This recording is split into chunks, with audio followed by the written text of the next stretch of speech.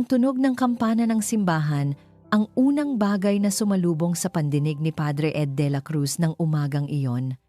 Hindi ito ang karaniwang matamis na tunog na nagpapahiwatig ng simula ng isang araw ng pananampalataya. Sa halip, ito ay tila isang babala, isang malakas na hudyat na mayroong hindi tama. Nakatayo siya sa altar. Ang kanyang mga mata ay nakatuon sa dalawang taong malapit ng magpalitan ng sumpaan, si Marco Suarez at ang dalagang nakatayo sa tabi niya na pinakilala bilang si Paula del Rosario. Ang lahat sa simbahan ay nagkakasiyahan, ngunit sa bawat sulyap niya sa nobya, lalong lumalalim ang kurot sa kanyang dibdib. May isang bagay na malalim na mali at bilang pastol ng kawan, alam niyang kailangan niyang hanapin ang katotohanan bago pa mahuli ang lahat. Bago pa man magsimula ang formal na seremonya, abala na ang mga abay at tagapag-ayos sa paglalagay ng mga huling palamuti. Ang mga bulaklak ay nagbibigay ng matamis na amoy sa hangin. At ang sikat ng araw ay dumadaan sa makukulay na bintana ng simbahan ng San Isidro na nagbibigay ng isang halos makalangit na liwanag. Ngunit para kay Padre Ed, ang liwanag na iyon ay tila hindi makalagos sa anino ng pagdududa na unti-unting lumalaki sa kanyang isip. Sa rehearsal pa lang, may napansin na siya. Nang ituro niya sa Paula kung paano hawakan ang rosaryo ng may paggalang, may bahagyang pag-atras sa kanyang kamay. Hindi iyon ang likas na pagkilos ng isang dalagang lumaki sa tradisyon ng Katolisismo sa Pilipinas. Ang kanyang ngiti ay tila pilit, at ang kanyang mga mata ay hindi nakikipag-ugnayan sa kanya ng direkta. "Paula, sige na, ayos lang yan," bulong ni Marco. Mahinang tapik sa likod ng dalaga, tila napansin din ang kaba nito. "Magandang umaga, Padre Ed," bati ni Marco. Ang tinig ay puno ng galak at pag-asa. "Handa na kami para sa malaking araw." "Magandang umaga rin sa inyo," tugon ni Padre Ed. Sinubukan niyang maging natural. "Kamusta ang pakiramdam, Paula?" Bahagyang nagulat si Paula sa tanong. Ang kanyang mga mata ay lumaki ng bahagya, saka siyang ngumiti, mas pilit kaysa kanina. "Ayos lang po, Padre. Medyo kinakabahan lang po." "Natural lang yun," sabi ni Padre Ed. Ang pananampalataya at pagmamahalan ay magkaakibat. "Madalas ba kayong nagsisimba, Paula?" tanong niya, sa isang tono na parang kaswal lang, ngunit ang bawat salita ay may layunin. Nagkatinginan sina Paula at Marco. Bahagyang kumunot ang noo ni Marco na tila nag-iisip. Padre, sa totoo lang po, ngayon lang po ata ulit ako nakakita kay Paula sa loob ng simbahan. Dati po kasi mas gusto niyang mag-meditate sa tahimik na lugar o sa parke. Pero ngayon po, para sa kasal, talagang gusto niyang maging tradisyonal." Isang mabilis na tingin ang ipinukol ni Paula kay Marco. Tila isang babala na hindi nakaligtas sa paningin ni Padre Ed. Hindi iyon isang tingin ng pag-ibig o pagmamahal, kundi isang tingin ng takot at pag-aalala. Ang mga detalye ay nagdudugtong. Isang dalagang sadyang tradisyonal para sa kasal, ngunit hindi pamilyar sa mga simpleng gawin ng simbahan, hindi sumasamba. Hindi sumasamba? Ito ay kakaiba. "Naiintindihan ko," sabi ni Padre Ed. Tumango-tango. Ang kanyang isip ay gumagana ng mabilis. Ang pananampalataya ay may iba't ibang anyo, ngunit sa loob niya, may nagtutulak sa kanya na mag-isip. Hindi iyon pananampalataya. Iyon ay tila pagpapanggap. Binalikan niya ang sakristiya upang maghanda ng mga gamit. Ang kanyang isip ay gulong-gulo. Gusto niyang maniwala sa pag-ibig na nakikita niya sa pagitan nina Marco at Paula, ngunit ang kanyang puso ay may sinasabi sa kanya. Kinuha niya ang kanyang rosaryo, hinawakan ang mga butil nito at bumulong ng isang panalangin. Humingi siya ng gabay, ng kaliwanagan. Biglang tumunog ang telepono sa loob ng sakristiya. Isang lumang telepono na bihirang tumunog, maliban kung may mahalagang balita. Kinuha niya ito. Ang kaba ay mabilis na kumalat sa kanyang dibdib. "Hello? Sino po ito?" Isang tinig sa kabilang linya, malalim at bahagyang pabulong. ang sumagot. Ang tinig ay parang galing sa isang lugar na hindi niya maintindihan, puno ng misteryo at pagbabanta. Padre Ed, kailangan niyo akong pakinggan tungkol sa kasal na idaraos ninyo. Nagulantang si Padre Ed. Ano po yon? Ang dalagang ikakasal. Patuloy ng tinig, tila nag-aalangan o nagtatago. Hindi siya si Paula del Rosario. Isa siyang impostor. Ang tunay na pangalan niya ay Lin Wei. Nanginig ang kamay ni Padre Ed na nakahawak sa telepono. Lin Wei, hindi pa niya narinig ang pangalang iyon, ngunit ang salitang impostor, iyon ang pumukaw sa kanya. Ang lahat ng kanyang pagdududa, ang lahat ng kakaibang pakiramdam, ay biglang nagkaroon ng koneksyon. Sino po kayo? Tanong ni Padre Ed. Ang kanyang tinig ay may pagkaawat, ngunit ang tawag ay naputol. Nakatitig si Padre Ed sa teleponong hawak niya. Ang kanyang puso ay mabilis na tumibok. Impostor. Ang tinig ay seryoso. Ang babala ay malinaw. Ngunit bakit? At paano? Ano ang ibig sabihin ng Lin Wei? Sino ang taong ito na nangahas tumawag sa kanya, isang pari, sa mismong araw ng kasal? Ang kanyang isip ay parang nagtatago sa isang liblib na sulok. Sinusubukang ayusin ang lahat ng katanungan bilang isang pari. Tungkulin niyang pangalagaan ang kabanalan ng sakramento ng kasal.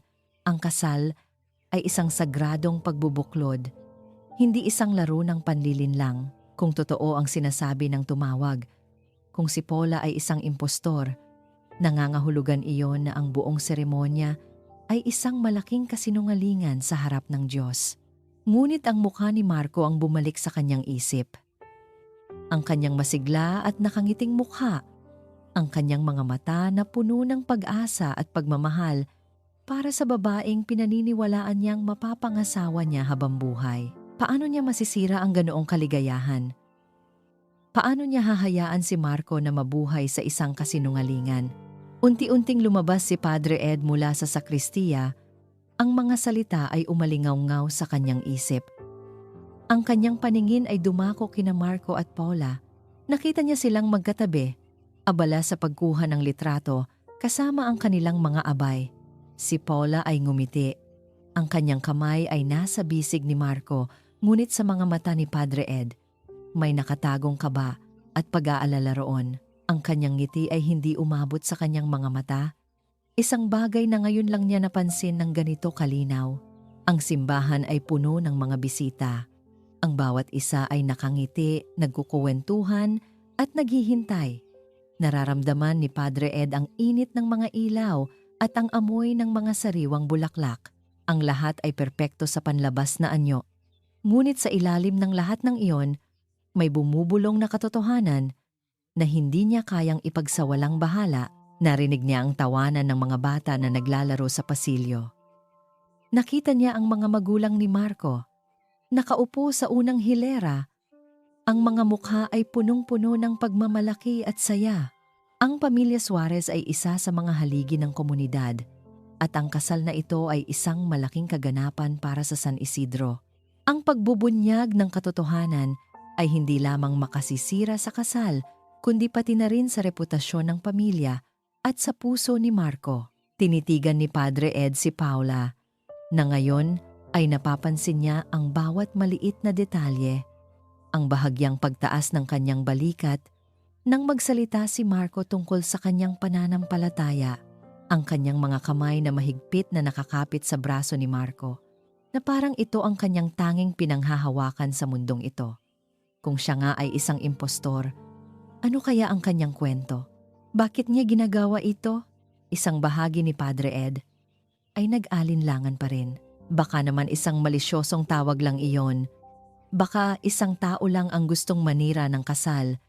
Ngunit ang mga pagdududa niya, ang mga nakita niya mismo, ay sapat na upang hindi niya iyon balewalain. Lumapit sa kanya si Mang Tonyo, ang matandang tagapag-alaga ng simbahan, at mahina siyang tinapik sa balikat. "Handa na po, Padre," sabi nito. Ang boses ay puno ng kagalakan. Ang ganda ng bride, di ba po? Ngumiti si Padre Ed, isang ngiting pilit. Oo, Mang Tonyo. Napakaganda. Bumalik siya sa kanyang pwesto sa altar. Ang kanyang mga mata ay nanatiling nakatuon kay Paula. May awa siyang naramdaman para sa dalaga. Sa kabila ng lahat ng pagdududa, kung totoo ang lahat, siya ay isang biktima rin sa isang paraan. Ngunit ang kanyang pangunahing responsibilidad ay sa katotohanan at sa kapakanan ni Marco. Isang biglang tunog ang pumuno sa simbahan. Ang malalim at malakas na tunog ng kampana ng simbahan. Ding-dong, ding-dong, oras na. Ang oras nga paharap sa katotohanan. Ang bawat pagtunog ng kampana ay parang martilyo sa kanyang dibdib na nagpapaalala sa kanya ng tawag na kanyang natanggap. Hindi siya si Paula del Rosario. Isa siyang impostor. Ang tunay na pangalan niya ay Lin Wei. Napapikit si Padre Ed. Ang kanyang mga kamay ay mahigpit na nakakapit sa pulpito. Sa labas ng simbahan, nagsimulang umugong ang organ. Nagpapahayag ng pagdating ng kasal. Ang lahat ay nakatayo na. Naghihintay sa grand entrance. Ngunit sa loob niya, isang digmaan ang nagaganap. Handa ba siyang harapin ang katotohanan at ilantad ito sa lahat? O hahayaan niyang magpatuloy ang isang kasinungalingan sa banal na altar na ito? Sa kabila ng lahat ng kaguluhan, isang bagay ang malinaw. Kailangan niyang gawin ang tama. Ngunit ano nga ba ang tama sa sitwasyong ito? Ang tanging alam niya, habang papalapit ang nobya sa altar, ay malapit na siyang magdesisyon. Isang desisyong magpapabago sa buhay ng marami. Ang bawat hakbang sa mahabang pasilyo ng simbahan ay parang 1,000 taon para kay Elena. Ang mabagal na tugtog ng organ, ang mga mata ng mga bisita na nakatitig sa kanya, ang matamis na amoy ng mga bulaklak, lahat ay bumabalot sa kanya ngunit ang nararamdaman niya ay purong takot. Nakasuot siya ng isang mamahaling puting kasuotan. Tila isang anghel na bumaba mula sa langit, ngunit sa ilalim ng lahat ng seda at puntas. Ang kanyang puso ay nagmamartilyo ng napakabilis. Halos marinig niya ang sarili nitong tunog. Siya ay si Paula del Rosario. Sa mga mata ng lahat, ang babaeng pakakasalan ni Marco Suarez. Ngunit hindi siya si Paula. Siya si Lena. Nakita niya si Marco na nakatayo sa dulo ng pasilyo. Nakangiti, ang kanyang mga mata ay nagniningning sa pagmamahal. Isang pagmamahal na hindi niya deserve. Isang pagmamahal na nakabatay sa kasinungalingan. Sa tabi ni Marco ay si Padre Ed, na ang mga mata ay tila nakakatunaw, tila nakikita ang kaluluwa niya, nararamdaman niya ang titig ng pari, ang parehong titig na nagbigay sa kanya ng matinding kaba kaninang rehearsal. Alam niyang may hinala ang pari. At sa bawat segundo na lumilipas, lalong lumalaki ang kanyang takot na mabunyag ang lahat. Ang kanyang mga kamay ay bahagyang nanginginig habang hinahawakan ang bouquet ng mga puting rosas. Hindi ito ang pinapangarap niyang kasal. Hindi ito ang pinapangarap niyang buhay. Ang buhay na ito ay isang piitan. Isang seldang pinuno ng takot at kasinungalingan. Paano ako napunta rito? Bulong ng kanyang isip. Ang alaala ay mabilis na bumalik. Tulad ng isang sapo na humahampas sa kanyang mukha. Isang madilim na gabi, ang amoy ng usok at takot ang bumabalot sa kanya. Sige Elena, sabi ni Romeo Romy Valderrama. Ang kanyang ngiti ay nakakapanindig balahibo. Hawak niya ang litrato ng kanyang kapatid na babae, si Ate Nena, na may sakit sa puso. Kung hindi mo gagawin ito, kung hindi ka magpapanggap na si Paula del Rosario, ang kasintahan ng Marco Suarez na iyan, sisiguraduhin kong hindi lang ang kapatid mo ang magdurusa, ang buong pamilya mo, pati na ang lahat ng mga inosenteng taong niloko ko gamit ang pangalan mo. Si Romy ang utak sa likod ng malalaking scam. At siya, si Elena, ay naging biktima niya. Napilitang maging bahagi ng kanyang operasyon dahil sa pagbabanta sa buhay ng kanyang pamilya. Nang mamatay si Paula del Rosario sa isang aksidente, nakita ni Romy ang perpektong pagkakataon. Isang dalagang tahimik, mayaman, at walang malapit na kamag-anak bukod sa Lola Dory. At si Elena, na may pagkakahawig kay Paula ay ang perpektong kapalit para sa isang mas malaking plano ni Romy. Isang plano na may kinalaman sa mana at kayamanan ng pamilya Suarez. Pinilit siyang pag-aralan ang bawat detalye ng buhay ni Paula. Ang mga hilig nito, ang mga paboritong pagkain, ang paraan ng pagtawa. Ngunit ang relihiyosong gawin ni Paula, na lubhang pinahahalagahan sa San Isidro, ang pinakamahirap na pekehin. Si Elena ay hindi lumaki sa simbahan. Ang bawat dasal, bawat gawi, ay bago sa kanya at sa bawat pagkakamali, nararamdaman niya ang mga mata ni Romy na nakamasid nagbabanta. Nang makarating siya sa altar, hinawakan ni Marco ang kanyang kamay. Ang init ng kanyang palad ay lumukob sa kanya at sa isang sandali, naramdaman niya ang isang kurot ng pagnanais. Ang pagnanais na sana ay totoo ang lahat. Sana ay karapat-dapat siya sa pag-ibig na ito. Mahal kita, Paula. Bulong ni Marco. Ang kanyang mga mata ay puno ng matinding damdamin. Ang mga salitang iyon ay parang patalim na bumaon sa puso ni Elena. Mahal ako? O mahal niya ang ilusyon na ako? Nagsimula si Padre Ed sa seremonya. Ang kanyang boses ay malinaw at malakas.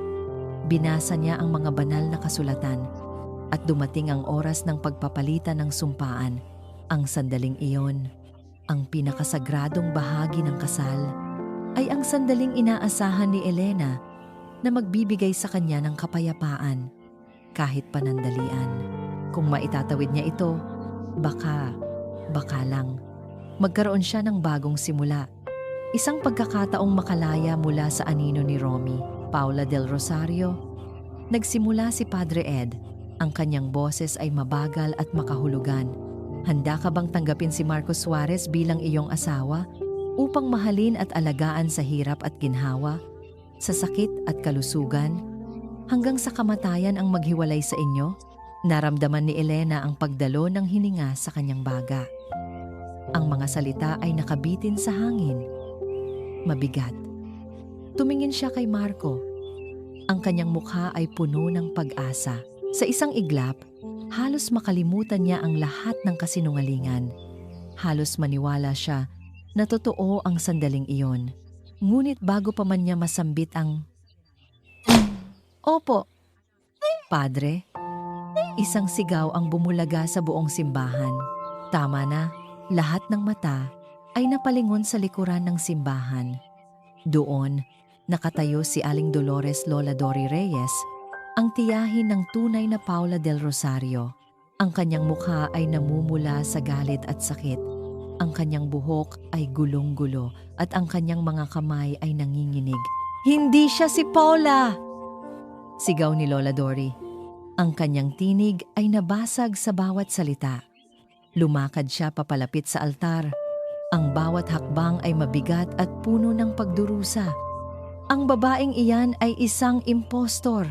Ang pangalan niya ay Elena Ramirez. Ang apo ko ay patay na.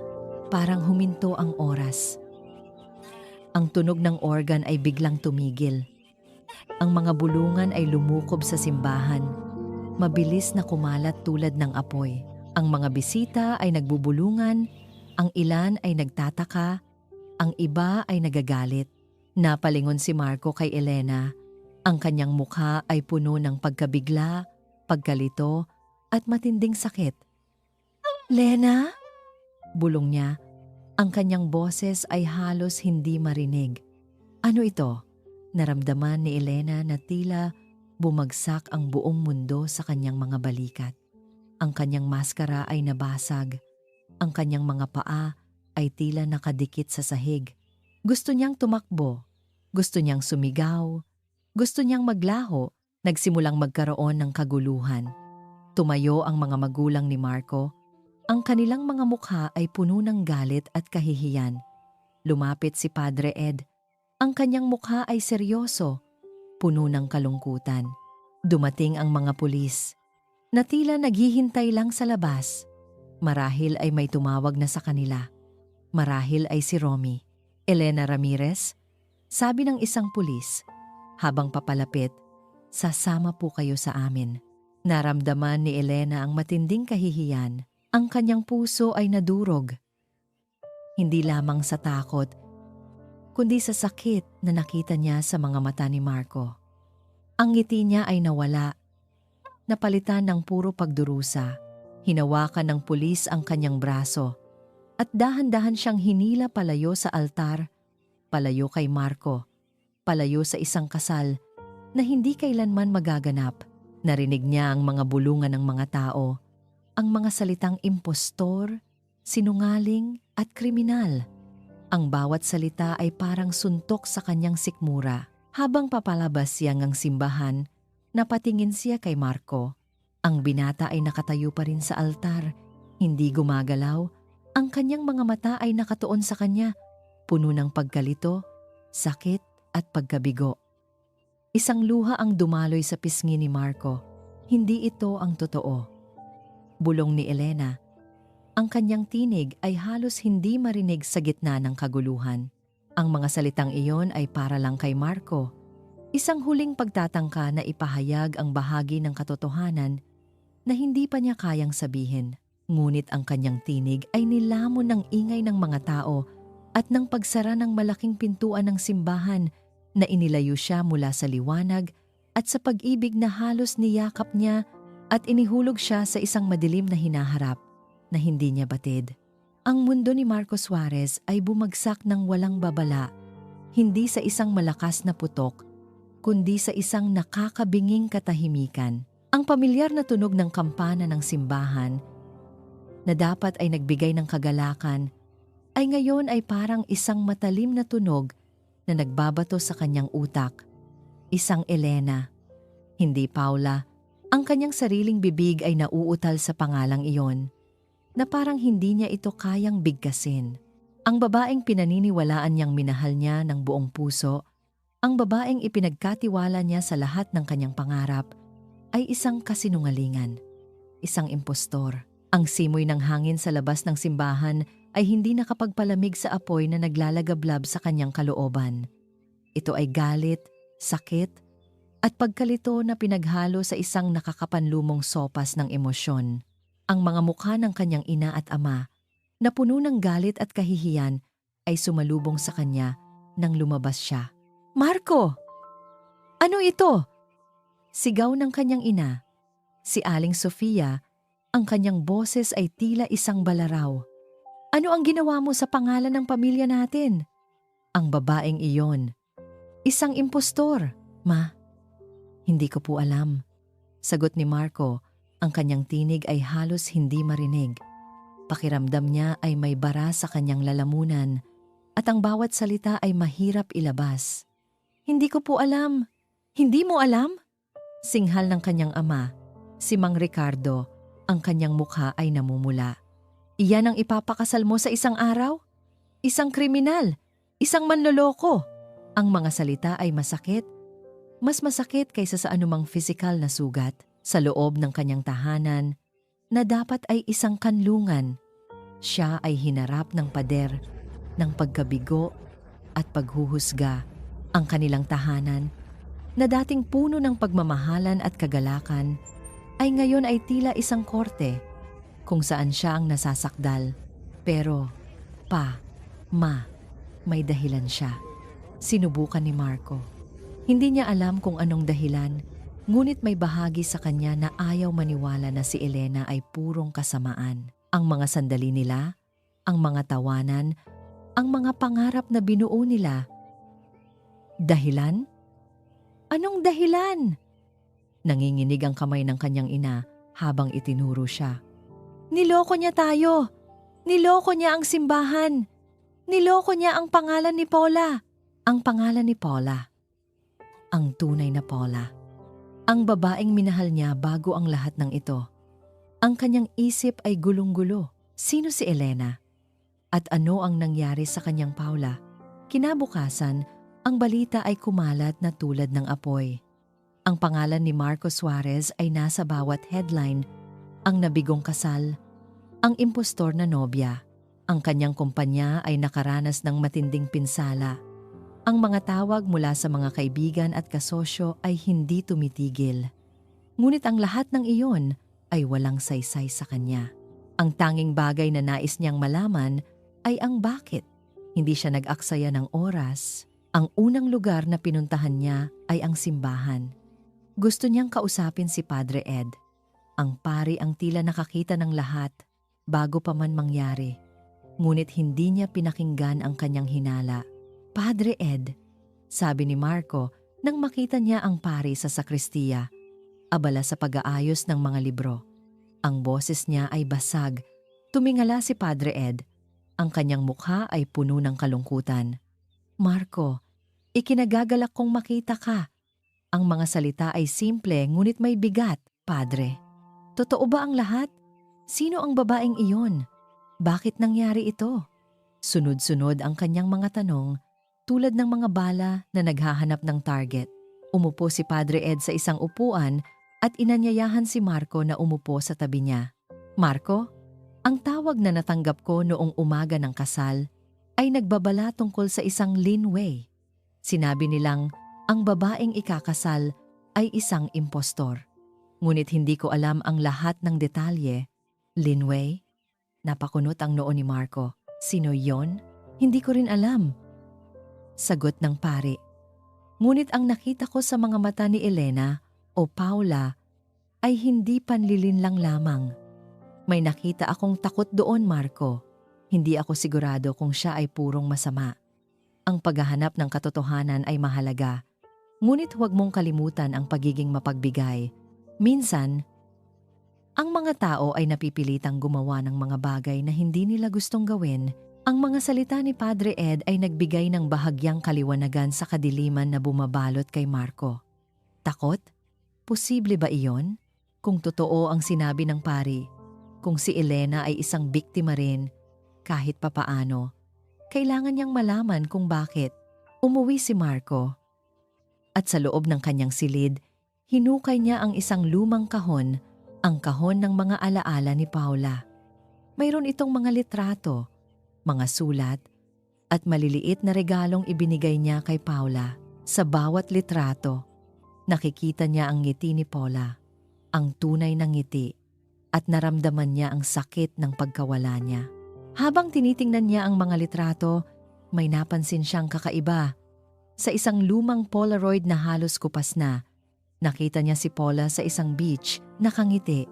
Ngunit sa likod niya, malabo, ay isang anino ng isang lalaki na may nakakapanindig balahibong ngiti. Hindi iyon siya. Sino ang lalaking iyon? Hindi niya kailanman nakita ang litratong iyon. Paula, bulong niya, mayroon bang mga bagay na hindi niya alam tungkol sa kanya? Mayroon bang mga sikreto ang kanyang dating kasintahan na hindi niya kailanman nalaman? Dinala siya ng kanyang mga paa sa Memorial Park. Sa puntod ni Paula, ang marmol na lapida ay malamig sa kanyang paghawak. "Paula!" bulong niya. "Sino ang babaeng iyon? Ano ang nangyari? Hindi ko maintindihan." Naramdaman niya ang matinding pangungulila para kay Paula. At ngayon ay may panibagong layer ng pagkalito. Ang pagkamatay ni Paula ay idineklara bilang isang aksidente. Isang aksidente sa kotse. Ngunit ngayon, sa mga bagong impormasyong ito, may nagtutulak sa kanya na magduda. Naisip niya si Lola Dory, ang tiyahin ni Paula. Siya ang taong nagbunyag ng lahat. Siya ang taong dapat na may alam ng buong katotohanan. Nagmaneho si Marco papunta sa bahay ni Lola Dory. Isang maliit na bahay na may hardin na puno ng mga halaman. Kumatok siya at pagkatapos ng ilang sandali, bumukas ang pinto. Si Lola Dory, na may matangos na tingin, ay nakatingin sa kanya. May halong galit at kalungkutan. "Marco," sabi niya. Ang kanyang tinig ay malamig. "Ano ang ginagawa mo rito? Hindi ka ba nasiyahan sa kahihiyang idinulot ng babaeng iyon?" "Lola Dory, alam kong masakit po ang lahat," sabi ni Marco. Ang kanyang tinig ay puno ng pakiusap. "Pero kailangan ko po ng tulong ninyo. Kailangan kong malaman ang katotohanan tungkol kay Elena at tungkol kay Paula." Na may pag-aalinlangan sa mga mata ni Lola Dory. Ngunit ang sakit sa kanyang tinig ay sapat upang kumbinsihin siya. Pinapasok niya si Marco. May isang bagay na kailangan mong malaman, Marco, sabi ni Lola Dory habang iniaabot niya ang isang maliit na sobre. Tila matagal na niya itong tinatago. Hindi aksidente ang pagkamatay ni Paula at ang lalaking nasa likod ng lahat ng ito. Ang lalaking iyan ang pumilit kay Elena na gawin ang lahat ng ito. Dahan-dahang binuksan ni Marco ang sobre. Sa loob nito ay isang lumang litrato. Mas lalo pang kupas kaysa sa nakita niya. Sa litrato ay si Paula, mas bata pa, at sa tabi niya ay isang lalaking may makinis na buhok, nakangiti ng nakakapanindig balahibo. Hindi iyon ang kanyang dating nobyo, hindi rin ito isang kaibigan. Ang ngiti ng lalaki ay malamig, at ang kanyang mga mata ay tila may sikreto. Mayroon siyang kakaibang aura, isang aura ng kapangyarihan at kasamaan. Napatingin si Marco kay Lola Dory. Ang kanyang mga mata ay nagtatanong, "Sino po ito, Lola Dory?" Napabuntong hininga si Lola Dory. Ang kanyang mga kamay ay nanginginig. "Si Romeo Valderrama," bulong niya. Ang bawat pantig ay puno ng takot. Ang lalaking iyan, siya ang dahilan kung bakit nawala ang apo ko. At siya rin ang pumilit sa babaeng iyan, si Elena, na magpanggap. Nag-echo ang pangalang Romeo Valderrama sa isip ni Marco. Narinig niya na ang pangalang iyon, isang malakas na pangalan sa negosyo, ngunit hindi niya kailanman inakalang magkakaroon ng kinalaman sa kanyang buhay. "Anong ibig ninyong sabihin, Lola Dory?" tanong ni Marco. Ang kanyang tinig ay halos hindi na marinig. Nagsimulang magkuwento si Lola Dory. Ang kanyang boses ay puno ng pait. Si Paula, noong buhay pa siya, ay may malaking halaga ng lupa na minana niya sa kanyang lolo. Ang lupaing iyon ay matagal nang pinag-aagawan ng mga makapangyarihang tao, at si Romy Valderrama ang isa sa mga gustong umangkin nito. Ayaw ibenta ni Paula ang lupa. Marco, mahal niya iyon, ngunit pinilit siya ni Romy. Tinakot niya ang apo ko, at nang hindi siya pumayag, ginawa niya ang lahat para kuhanin ang lupa sa maling paraan. Napakapit si Marco sa litrato. Pero, ang pagkamatay ni Paula, isang aksidente lang daw po? Aksidente?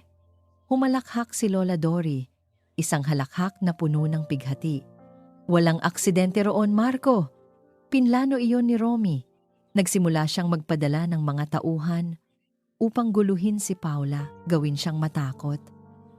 At nang hindi pa rin niya makukuha ang lupa, tinapos niya ang buhay ng apo ko. Sinakyan niya sa isang bangin na parang aksidente lang. Wala akong ebidensya, pero alam ko ang totoo. Ang mga luha ay nagsimulang dumaloy sa kanyang pisngi. Ang tanging alam ko, may kinalaman si Romy sa aksidente na yon. Naaalala ni Marco ang mga detalye ng aksidente ni Paula, ang mga pagkukulang sa investigasyon na noon ay hindi niya pinansin, ang kaba ni Paula. Sa mga huling araw niya, na sinabi ng mga taong malapit sa kanya, ang lahat ay unti-unting nagiging malinaw, at sa bawat piraso ng impormasyon, lalong lumalakas ang galit na bumabalot sa kanyang puso. "At si Elena po?" tanong niya. Ang kanyang tinig ay nanigas. Paano siya napasok sa lahat ng ito? "Si Elena," sabi ni Lola Dory. Bahagyang lumambot ang kanyang tinig. "Isa rin siyang biktima ni Romy. Nagkataon lang nakamukha niya ang apo ko. Si Elena, ang pamilya niya, ay nasangkot din sa isang scam ni Romy. Pinagbantaan ni Romy ang pamilya niya. Kung hindi siya magpapanggap na si Paula, mamamatay ang mga mahal niya sa buhay. Pinilit siyang gawin ito ni Romy para makakuha ng access sa kayamanan ng mga Suarez na may kinalaman sa lupaing gusto niya. Kaya nga ako sumigaw sa kasal, Marco. Hindi ko na kayang tiisin ang panlilinlang na iyon. Hindi ko gustong magdusa si Elena, pero hindi ko rin kayang makita ang apo ko na patuloy na nilalapastangan ang pangalan. Naramdaman ni Marco ang isang malamig na kurot sa kanyang sikmura. Ang galit niya kay Elena ay biglang napalitan ng awa, at pagkatapos ay matinding galit kay Romy Valderrama. Si Elena ay hindi isang manloloko, siya ay isang bihag, isang biktima, At siya, si Marco, ay naging bahagi ng pagpapahirap sa kanya. Ang lahat ng kanyang pagdududa, ang kanyang sakit, ang kanyang galit, lahat ay nagbago ng direksyon. Hindi na ito tungkol sa isang kasinungalingan, sa isang kasal. Ito ay tungkol sa isang mas malalim, mas madilim na kasamaan. Isang kasamaan na nagdulot ng pagkamatay ng taong minahal niya at nagpahirap sa isang inosenteng babae. Kailangan ko po siyang makita, Lola Dory, sabi ni Marco. Ang kanyang mga mata ay naniningas. Kailangan kong makausap si Elena. Ngayon na, nagtaka si Lola Dory. Marco, bakit? Kailangan kong humingi ng tawad, sabi ni Marco. Ang kanyang tinig ay puno ng bigat. At kailangan kong malaman ang lahat. Kung anong alam niya tungkol kay Romy. Kung ano ang pwede naming gawin para ibunyag ang lahat ng kanyang kasamaan. Agad na tumayo si Marco. Sa kanyang isip, hindi na lamang ito tungkol sa kanyang nabigong kasal o sa kanyang nasirang puso. Ito ay tungkol sa hustisya. Hustisya para kay Paula. Hustisya para kay Elena. Mabilis siyang nagmaneho patungo sa kulungan kung saan nakakulong si Elena. Ang bawat metro na papalapit siya ay parang isang paglalakbay patungo sa katotohanan. Ang kanyang puso ay puno ng matinding pagmamahal, ngunit hindi na para sa ilusyon ng isang perpektong kasal. Ito ay para sa isang bagong misyon. Ang hanapin ang hustisya at ilantad ang kadiliman. Nakarating siya sa presinto, ang kanyang mga kamay ay pawisan. Hiningi niya ang pahintulot na bisitahin si Elena Ramirez. Ang kanyang puso ay kumalabog sa kaba, hindi dahil sa galit, kundi sa pag-asa. Pag-asa na maibabalik pa ang lahat, pag-asa na makakatulong siya sa babaeng pinagbintangan niya. Habang naghihintay siya sa waiting area, nakarinig siya ng mga bulong-bulungan mula sa mga pulis. Ang pangalan ni Romy Valderrama. Ang pagkakakulong ni Elena ay tila hindi lamang isang simpleng kaso ng impostor. Mayroong isang mas malalim na koneksyon na unti-unting lumalabas sa mga anino. Isang koneksyon na ngayon ay alam na niya. Pagkatapos ng ilang minuto, lumabas ang isang opisyal. Mr. Suarez, maaari na po kayong pumasok. Ngunit huwag po ninyong kalimutan, mahigpit po ang aming patakaran. Tumango si Marco. Naramdaman niya ang malamig na hangin habang binuksan ang pintuan ng visitation room. Sa loob nakaupo si Elena sa isang sulok.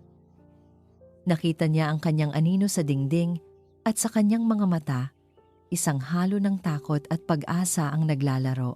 Ngunit nang makita niya si Marco, biglang lumaki ang kanyang mga mata at isang bahagyang panginginig ang bumalot sa kanya.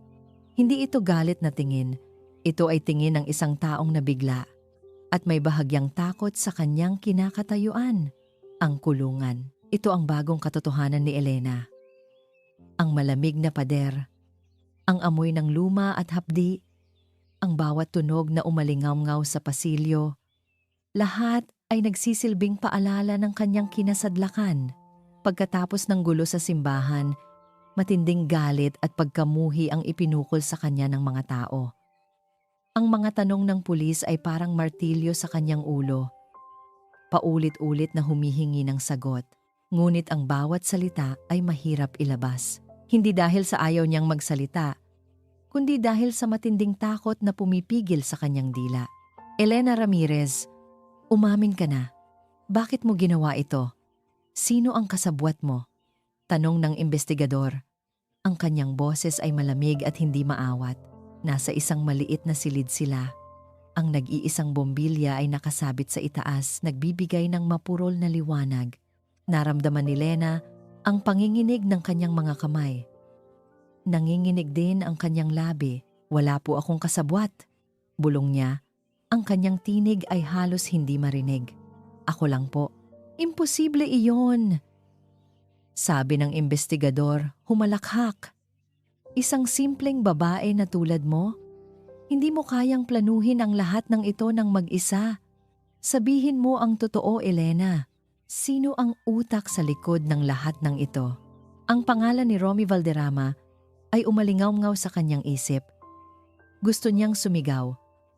Gusto niyang isigaw ang pangalang iyon.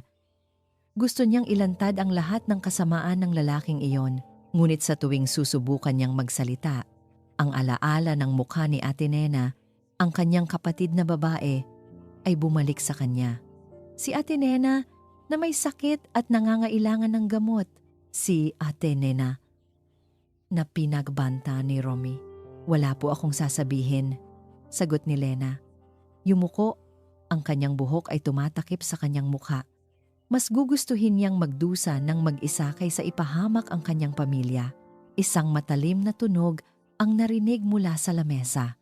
Sinuntok ng investigador ang lamesa. Hindi ka makakatakas sa hustisya, Elena. Ang ginawa mo ay isang malaking krimen. Ang mga salitang iyon ay hindi na bago sa kanya. Mula nang umalis siya sa simbahan, iyon na ang paulit-ulit na sinasabi sa kanya. Kriminal, manloloko, impostor. Ngunit ang lahat ng iyon ay mas madali kaysa sa pakiramdam ng sakit sa kanyang puso, ang sakit na nakita niya sa mga mata ni Marco, ang lalaking minahal niya, o ang bersyon niya na si Paula, na ngayon ay nagdurusa dahil sa kanyang kasinungalingan. Sa bawat araw na ginugol niya sa pagpapanggap, sa bawat ngiti na ibinigay niya kay Marco, nagsimula siyang managinip ng isang buhay na totoo, isang buhay na kasama siya, malayo sa mga banta ni Romy. Ang kanyang alaala ay bumalik sa araw na una siyang nakilala ni Romy. Isang madilim at maulan na araw. Si Elena, isang simpleng empleyado sa isang maliit na kumpanya, ay inaresto para sa isang kasong pagnanakaw na hindi niya ginawa. Si Romy Valderrama ang lumitaw bilang kanyang abogado, nag-aalok ng tulong, ngunit ang tulong na iyon ay may kapalit. Elena, sabi ni Romy, ang kanyang ngiti ay parang lason. May utang ka sa akin ngayon at may alam ako tungkol sa pamilya mo. Ang kapatid mong may sakit, kailangan niya ng mamahaling gamot, tama? Sa panahong iyon, si Elena ay desperado. Si Ate Nena, ang kanyang kapatid, ay nakaratay sa sakit. Ginawa niya ang lahat para matulungan siya. At doon pumasok si Romy. Kailangan mong maging si Paula del Rosario, sabi ni Romy. Hawak ang litrato ni Paula. Si Paula ay namatay sa isang aksidente. Walang nakakakilala sa kanya. Ikaw ang kanyang kamukha. At kailangan kong makuha ang mga kayamanan ng kanyang pamilya. Kapalit nito, sisiguraduhin kong magagamot ang kapatid mo. At malaya kayong lahat. Ang ideya ay nakakapanindig balahibo. Ngunit ang pag-ibig niya sa kanyang kapatid ay mas matindi kaysa sa kanyang takot. Pinilit niyang magsanay. Pag-aralan ang bawat galaw ni Paula, ang kanyang boses, ang kanyang hilig. Ngunit ang pinakamahirap ay ang panatilihin ang fasad. Ang bawat araw na lumilipas, lalo niyang nararamdaman ang bigat ng kanyang kasinungalingan. Naalala niya ang isang gabi. Kasama si Marco. Naglakad sila sa beach sa ilalim ng mga bituin. Ang hangin ay malamig, ngunit ang presensya ni Marco ay nagbigay sa kanya ng init. Nagsalita sila tungkol sa kanilang mga pangarap. Tungkol sa isang simpleng buhay na puno ng pagmamahalan. Sa mga sandaling iyon, halos nakalimutan niya ang kanyang tunay na pagkatao. Naniwala siya sa ilusyon na siya ay si Paula, ang babaeng minahal ni Marco. At sa mga sandaling iyon, totoong minahal din niya si Marco. Totoong hinangad niya ang buhay na iyon. Ngunit ang lahat ng iyon ay gumuho sa isang iglap. Sa loob ng seldang ito, ang kanyang mga alaala ay nagiging masakit na paalala ng isang buhay na hindi kailanman magiging kanya. Isang araw, habang nakaupo siya sa sulok ng kanyang selda, nakatingin sa labas ng bintana. Sa isang piraso ng asul na kalangitan, isang gwardya ang lumapit sa kanya. May sulat ka. Elena, kumunot ang noo ni Lena. Sino ang magpapadala sa kanya ng sulat? Ang kanyang pamilya ay natatakot kay Romy. Kinuha niya ang sobre. Ang kanyang mga kamay ay nanginginig. Walang pangalan ng nagpadala. Binuksan niya ito. At sa loob ay isang maliit na piraso ng papel. Ang sulat kamay ay luma at bahagyang nanginginig. Elena, alam kong mahirap ang dinaranas mo. Huwag kang mawawala ng pag-asa. May nalalaman ako. Hindi aksidente ang nangyari kay Paula. Biglang nanlaki ang mga mata ni Lena. Lola Dory. Iyan ang sulat kamay ni Lola Dory. Mag-ingat ka. Mapanganib ang taong iyon.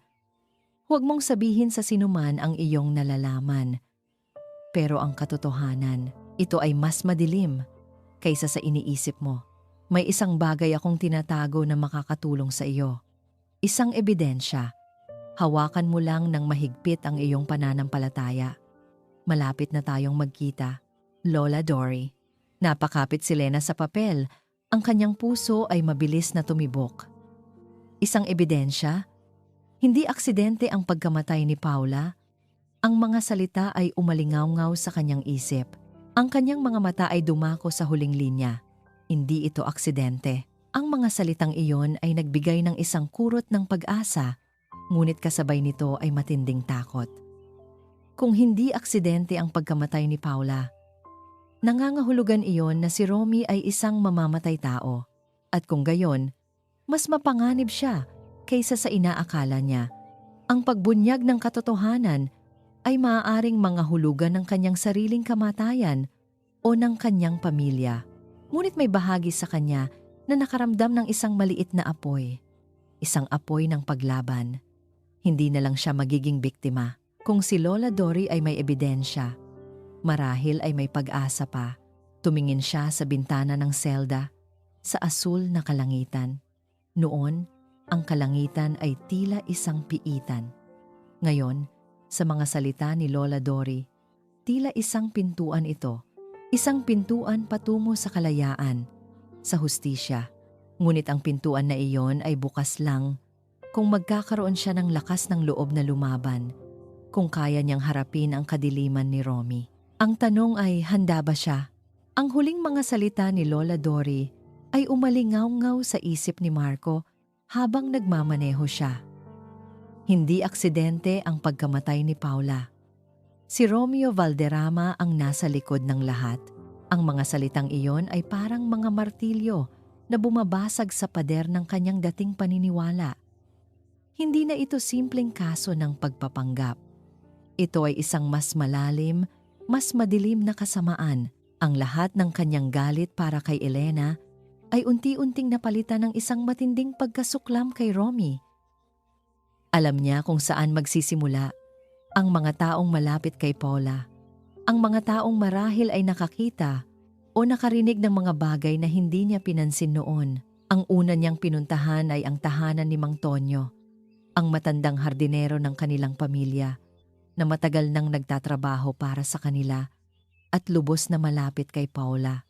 Nakita niya si Mang Tonyo na nagdidilig ng mga halaman sa hardin. Ang kanyang likod ay bahagyang kuba.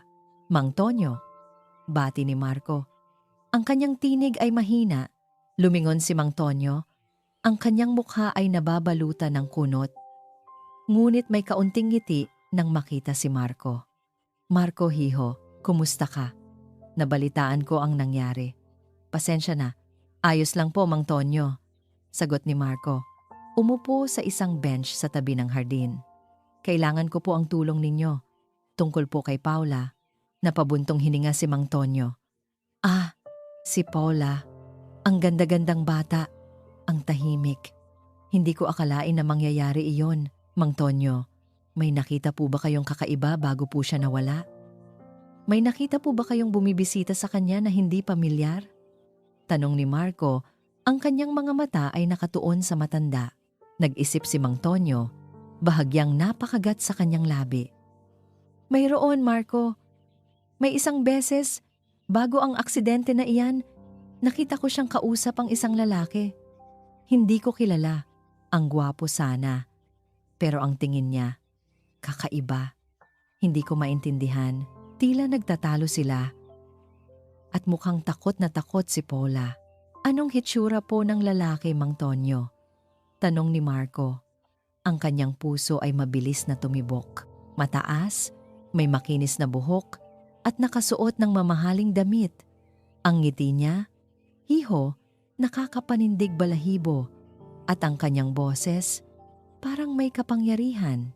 Romy Valderrama. Ang paglalarawan ay perpekto. Isang kumpirmasyon sa sinabi ni Lola Dory. Pagkatapos niyang kausapin si Mang Tonyo, dumiretso si Marco sa kanilang lumang bahay, sa kusina, kung saan si Ate Marisa, ang matagal ng katulong ng kanilang pamilya, ay abala sa pagluluto. Si Ate Marisa ay parang pangalawang ina niya at alam niyang mapagkakatiwalaan niya ito. Ate Marisa, sabi ni Marco. Ang kanyang boses ay puno ng pagod. Marco anak, akala ko hindi ka nababalik dito, sabi ni Ate Marisa. Yakap-yakap siya. Alam kong mahirap ang dinaranas mo. Ate Marisa, kailangan ko po ng tulong ninyo, sabi ni Marco, umupo sa isang upuan. Tungkol po kay Paula. May napansin po ba kayong kakaiba sa kanya bago siya nawala? Napabuntong hininga si Ate Marisa. Ang kanyang mga mata ay nagkukuwento ng kalungkutan. Oo anak, nagulat din ako sa nangyari kay Paula. Bago siya nawala, napansin kong madalas siyang balisa. Palagi siyang tumitingin sa bintana na parang may inaasahan at madalas din siyang nakakatanggap ng mga tawag sa telepono. Ibang-iba sa kanya. Tahimik siya, pero hindi siya balisa. Pero nitong huli, tila may bumabagabag sa kanya. May narinig po ba kayong sinasabi niya sa telepono, Ate Marisa? Tanong ni Marco. Ang bindi ay kumakapal. Wala naman po, Marco.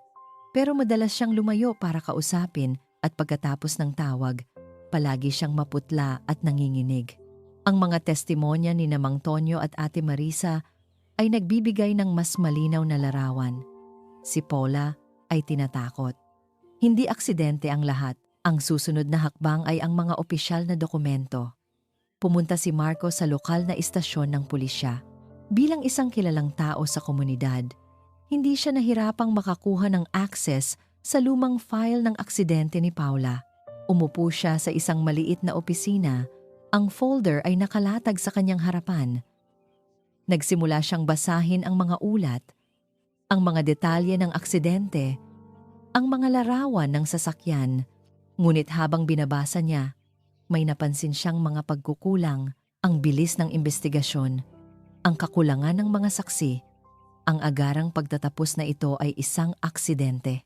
May isang maliit na tala tungkol sa isang initial report of a scuffle prior to the accident na tila hindi na sinundan. Ang mabilis na pagsara ng kaso ay napakahirap paniwalaan. Ito ay parang may nagmamadali na matapos ang kaso. Ang bawat linya ay nagpapahiwatig ng isang mas malalim na lihim.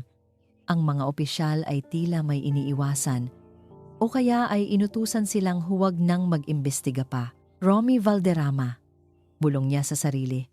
Ang kanyang mga daliri ay mariing nakakapit sa folder. Ito ay malinaw. May kinalaman siya. Naalala ni Marco ang isang lugar na madalas puntahan ni Paula. Isang lumang bookstore na may maliit na coffee shop sa sulok. Mahilig magbasa si Paula at madalas siyang nagtatago doon. Sumakay si Marco sa kanyang kotse at nagmaneho patungo roon. Ang bookstore ay tahimik. Ang amoy ng lumang papel at kape ay bumabalot sa hangin. Nagsimula si Marco na magtanong sa may-ari. Isang matandang babae, nakilala si Paula. Ah, si Paula, sabi ng may-ari. Ang kanyang ngiti ay malungkot. Napakabuting bata. Madalas siya rito. Lalo na bago siya nawala. May napansin po ba kayong kakaiba, ma'am? Tanong ni Marco. May iniwan po ba siya rito? Sabi ng may-ari. Habang nag-iisip. Ay, oo nga pala. Isang beses, nagmamadali siya. Naiwan niya ito. Ibinabalik ko sana. Pero hindi na siya bumalik. Inabot ng may-ari ang isang maliit na lumang notebook. Isang diary. Ang kulay ay kupas na at ang bawat pahina ay puno ng sulat kamay ni Paula. Ang kanyang puso ay kumalabog. Binuksan ni Marco ang diary. Ang kanyang mga kamay ay nanginginig. Binasa niya ang bawat salita. Ang bawat pahina ay nagbubunyag ng mga takot at pag-aalala ni Paula. Araw 1, hindi ko na alam ang gagawin. Si Romy Valderrama, ayaw niya akong tigilan. Gusto niya ang lupa. Pero hindi ko ibibigay. Ito, araw 5. Mas lalo siyang naging agresibo. Nagsisimula na akong matakot. May mga taong sumusunod sa akin. Sinusubukan niya akong takutin. Araw 10, dumating siya sa bahay. Tinakot niya si Lola Dory. Hindi ko na alam kung saan ako pupunta. Pakiramdam ko ay nasa panganib ang buhay ko. Araw 15, nagsimula siyang magbanta sa akin. Kung hindi ko ibibigay ang lupa, gagawa siya ng paraan para mawala ako. Hindi ko na alam kung kanino ako hihingi ng tulong. Takot na takot ako. Ang huling entry ay 1 linggo bago ang aksidente. Walang aksidente. Ito ay isang pagpatay. Isang planadong pagpatay. Napakapit si Marco sa diary. Ang kanyang mga mata ay naniningas. Ang lahat ay malinaw ngayon. Si Romeo Valderrama ay hindi lamang ang utak sa likod ng pagpapanggap ni Elena. Siya ang mamamatay tao. Siya ang dahilan kung bakit nawala ang kanyang Paula. At siya rin ang dahilan kung bakit napilitang magsinungaling si Elena. Ang lahat ng kasamaan, ang lahat ng sakit, ay nagmula sa iisang tao. Ang kanyang puso ay puno ng matinding galit. Ngunit sa gitna ng galit na iyon, may isang bagong damdamin na lumitaw. Isang malalim na pag-unawa. Si Elena ay hindi manloloko. Siya ay biktima, tulad ni Paula. Romy Valderrama. Bulong ni Marco. Ang kanyang tinig ay malamig, puno ng galit at matinding determinasyon. Ang diary ay mahigpit na nakakapit sa kanyang kamay. Hindi niya hahayaan na makatakas ang taong ito. Hindi niya hahayaan na maging walang kabuluhan ang pagkamatay ni Paula at hindi niya hahayaan na magdusa si Elena ng mag-isa. Ito ay hindi na tungkol sa nakaraang pag-ibig. Ito ay tungkol sa hustisya. Ang diary ni Paula sa kanyang kamay ay tila nagliliyab sa init ng katotohanan. Si Romeo Valderrama. Ang pangalang iyon ay parang lason na kumalat sa bawat ugat ni Marco. Galit. Matinding galit. Hindi lang dahil sa pagpatay nito sa kanyang Paula, kundi dahil din sa pagpapahirap nito kay Elena, na ngayon ay nasa likod ng rehas dahil sa kasinungalingan ng lalaking iyon. Ang kanyang puso ay nababalutan ng isang matinding pagnanais na gumanti upang ibalik ang hustisya na matagal nang ipinagkait. Pero sa gitna ng galit, may isang kakaibang pakiramdam. Ang awa. Awa para kay Elena. Ang babaeng pinagbintangan niya, ang babaeng kinamuhian niya sa loob ng ilang araw, ay isang biktima rin. Isang simpleng pawn sa madilim na laro ni Romy. Naramdaman niya ang pagkakasala, ang pagkabigo sa sarili. Paano niya hindi nakita ang takot sa mga mata ni Elena? Paano niya naging bulag sa mga babala? Nakatitig siya sa diary, sa mga pahina na puno ng takot ni Paula. Ang unang saloobin niya ay tumakbo agad sa pulis. Ipakita ang diary na ito. Ilantad si Romy. Ngunit may pumigil sa kanya. Ang diary na ito ay hindi sapat. Kailangan niya ng mas matibay na ebidensya. Kailangan niya ng saksi. Kailangan niya ng tulong ni Elena. Agad siyang bumalik sa bahay ni Lola Dory. Hindi na siya nag-alinlangan. Lola Dory, sabi ni Marco. Ang kanyang boses ay puno ng determinasyon. Kailangan po natin tulungan si Elena. Nagulat si Lola Dory sa biglaang pagbabago sa tono at pananaw ni Marco. Tulong? Pero Marco, ang lahat ng ginawa niya, alam ko na po ang lahat, Lola Dory. Putol ni Marco habang ipinakita ang diary ni Paula. Nahanap ko po sa lumang bookstore na madalas niyang puntahan. At kausap ko na rin po sina Mang Tonyo at Ate Marisa. Binasa ni Lola Dory ang ilang pahina ng diary. Ang kanyang mga mata ay lumaki sa bawat salita. Ang sakit at takot na naramdaman ni Paula ay malinaw na nakasulat doon. Ang kanyang panginginig ay nagpatunay sa kanyang sariling mga hinala. Kaya pala, bulong niya, ang mga luha ay nagsimulang dumaloy sa kanyang pisngi. Kaya pala ganoon na lang ang takot ng apo ko, si Romy Valderrama nga. Oo, Lola Dory, sabi ni Marco. Ang kanyang tinig ay malamig. Siya ang pumatay kay Paula at siya rin ang pumilit kay Elena. Siya ang utak sa likod ng lahat ng ito. Si Elena ay isang biktima, Lola Dory. Tulad ni Paula, naramdaman ni Lola Dory ang bigat ng katotohanan. Ang kanyang pagdududa kay Elena ay unti-unting napawi, napalitan ng awa at pag-unawa. Kung ganoon, tama ka Marco. Kung totoo ang lahat ng ito, kailangan nating tulungan ang batang iyan. Hindi niya dapat dinadanas ang lahat ng ito. May nalalaman pa po ba kayo tungkol kay Romy, Lola Dory? O tungkol sa mga plano niya? Tanong ni Marco. Nag-isip si Lola Dory. Si Romy Valderrama ay may malalaking koneksyon. Kilala siya sa paggamit ng mga taong mahina para sa kanyang sariling kapakanan. Kaya niyang manakot, Marco, at malakas siya sa mga politiko. Mag-ingat ka. Mag-iingat po ako. Pero hindi ko na po kayang manahimik. Kailangan po nating ibunyag ang lahat, giit ni Marco. At kailangan ko po ang tulong ninyo. At ni Padre Ed. Tumango si Lola Dory. Ang kanyang mga mata ay naniningas.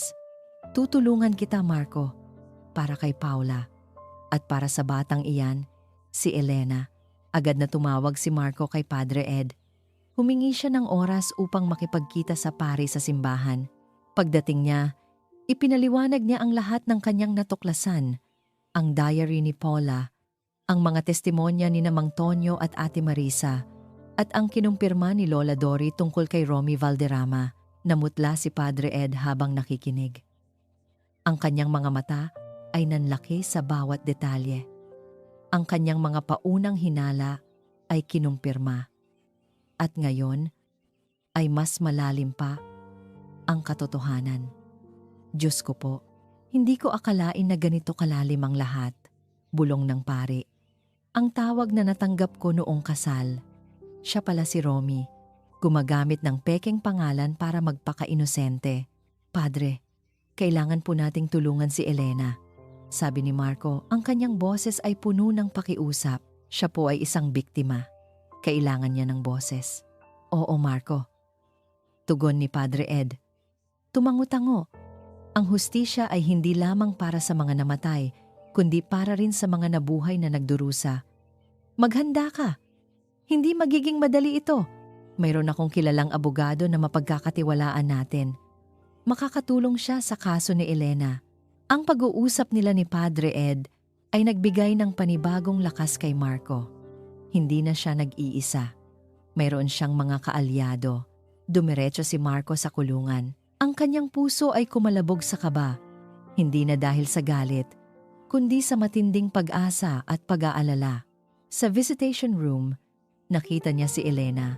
Nakaupo sa isang sulok.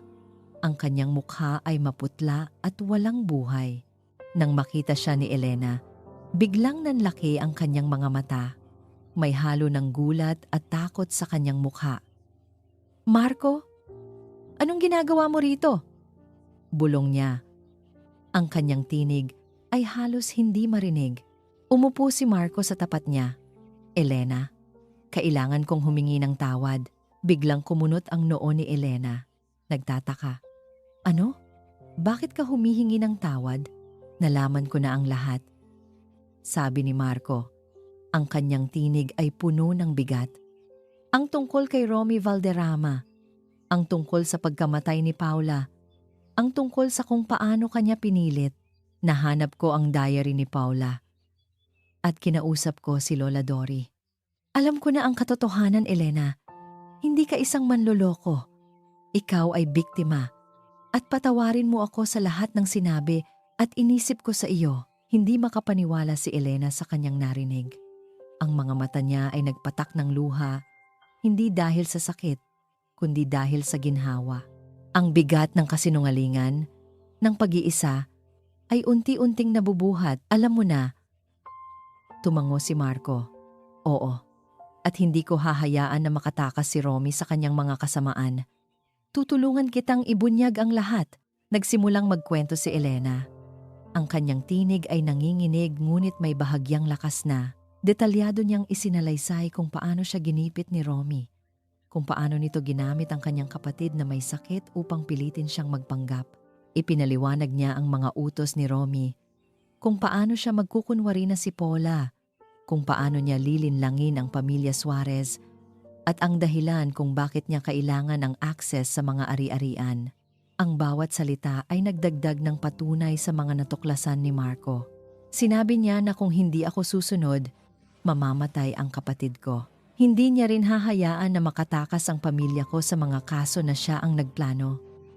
Sabi ni Elena, ang kanyang mga mata ay puno ng pait.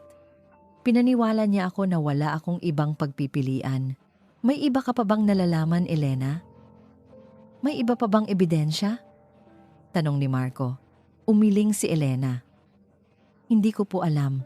Wala po akong matibay na ebidensya. Basta ang alam ko, nakakatakot siyang tao. At hindi siya natatakot na saktan ang sinuman para makuha ang gusto niya. Nagplano sila, Marco, Elena, Lola Dory, at Padre Ed. Ang kanilang misyon ay mas malaki pa sa pagpapawalang sala kay Elena. Ito ay tungkol sa pagkuha ng hustisya para kay Paula at paglantad sa kasamaan ni Romy Valderrama. Kailangan nilang maging maingat. Kailangan nilang maging matalino. Kailangan nating maghanap pa ng ebidensya, Elena. Kailangan nating makahanap ng mga taong kaya pang magsalita laban sa kanya. Hindi siya pwedeng magtagumpay. Sabi ni Marco, ang kanyang mga mata ay naniningas. Nag-usap pa sila ng matagal. Binalangkas ang mga posibleng hakbang, ang mga panganib na haharapin nila. Sa bawat segundo, lalong lumalalim ang koneksyon sa pagitan nila, hindi na batay sa panlilinlang, kundi sa pag-unawa, pakikiramay, at isang nagkakaisang layunin. Pagkatapos ng pagbisita, nagmamadaling lumabas si Marco mula sa presinto. Ang mundo ay mas malinaw na ngayon. Kahit na mas mapanganib, alam niyang nagsisimula pa lang ang laban. Ngunit habang naglalakad siya patungo sa kanyang kotse, isang itim na van ang biglang dumaan, dahan-dahan, sa gilid ng kalsada.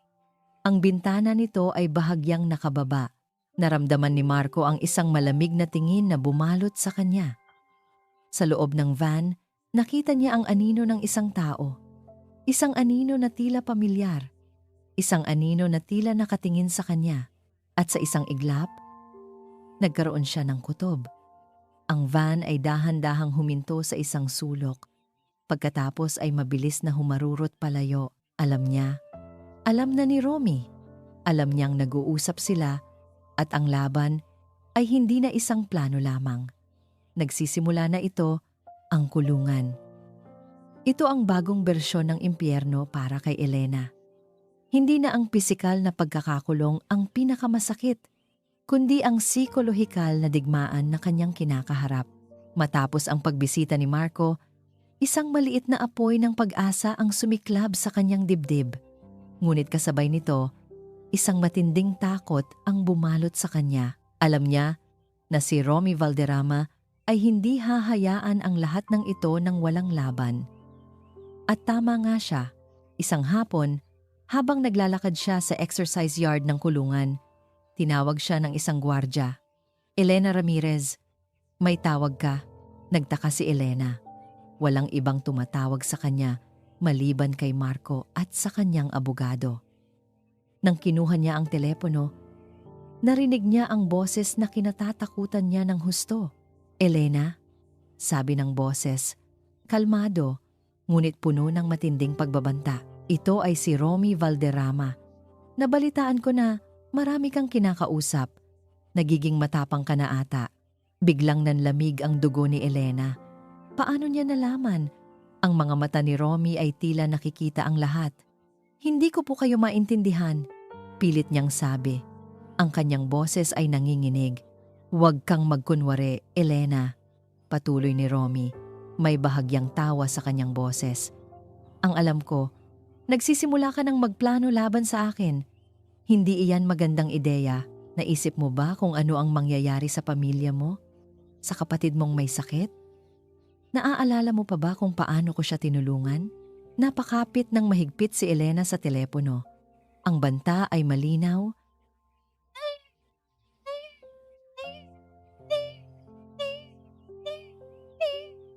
Direktang banta sa kanyang pamilya.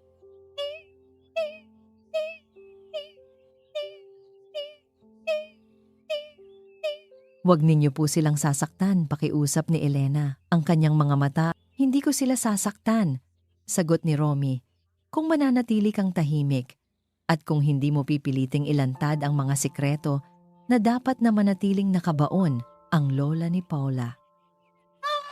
Ang Marco na iyan, masyado silang matapang. At ikaw, masyado kang nagiging matapang, naputol ang tawag. Iniwan si Elena na nanginginig, ang kanyang puso ay kumalabog. Alam na ni Romy, ang kanilang plano ay nabunyag. At ngayon, muli siyang nasa panganib. Hindi nagtagal, nagsimulang umugong ang mga balita sa labas, sa mga pahayagan, sa telebisyon, at sa social media. Ang mga headline ay punong-puno ng mga paninira kay Elena, ang impostor na nobya, isang kriminal na manloloko na nais manira ng pamilya Suarez. Si Elena Ramirez, ang tunay na utak sa likod ng panlilinlang. Ang mga artikulo ay puno ng mga kasinungalingan na nagpapakita sa kanya bilang isang ganid na babae na gustong magpayaman gamit ang kasinungalingan. Wala man lang binabanggit ang pangalan ni Romy Valderrama. Ang lahat ay tila pinlano upang sirain ang kanyang reputasyon at gawin siyang hindi kapani-paniwala sa mata ng publiko at ng korte. Sinungaling sila, bulong ni Elena, habang binabasa ang isang pahayagan na dinala sa kanya ng isang gwardya. Ang galit ay unti-unting lumalaki sa kanyang dibdib. Pero paano siya lalaban kung ang buong mundo ay laban sa kanya? Sa kulungan, nagsimula rin ang mga kakaibang insidente. Isang gabi, habang natutulog siya, naramdaman niya ang isang matalim na kirot sa kanyang braso. Nang magising siya, nakita niya ang isang kapwa bilanggo, isang babaeng may malaking tattoo sa leeg na nakangiti ng masama. "Mag-ingat ka, Elena," bulong nito. "May ayaw na masaya ka rito."